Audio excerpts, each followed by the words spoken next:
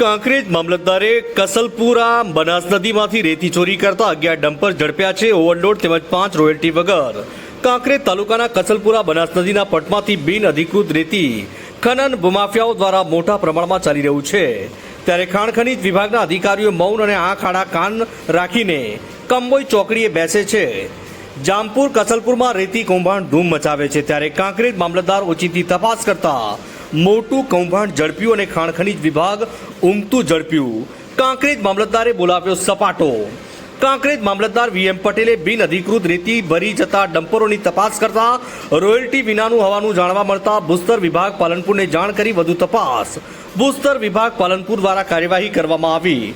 આજરોજ કાંકરેજ મામલતદાર વીએમ પટેલ કસલપુરા બાજુ ચેકિંગમાં હતા ત્યારે કસલપુરા બનાસ નદીમાંથી ડમ્પરો રેતી ભરી આવી રહ્યા હતા. ત્યારે મામલતદાર દ્વારા તમામ ડમ્પરો થોભાવી પાસ પરમિટ માંગતા ડ્રાઈવરો પાસે કોઈપણ રોયલ્ટી પાસ ન હતા. ત્યારે મામલતદાર વીએમ પટેલે પાલનપુર ખાણ ખનીજ વિભાગમાં જાણ કરીને કાયદેસરની કાર્યવાહી કરવા જણાવ્યું. ત્યારે ખાણ ખનીજ વિભાગના ભૂસ્તર શાસ્ત્રી ગુરપ્રીત સિંહના માર્ગદર્શન હેઠળ ભૂસ્તર શાસ્ત્રીની team Hitendra Suthar, royalty inspector Bhagirathsinh Gohil, mine supervisor Kasalpura નદીમાં આવી કાર્યવાહી કરી અને તમામ 11 ડમ્પર સીઝ કરવામાં આવ્યા.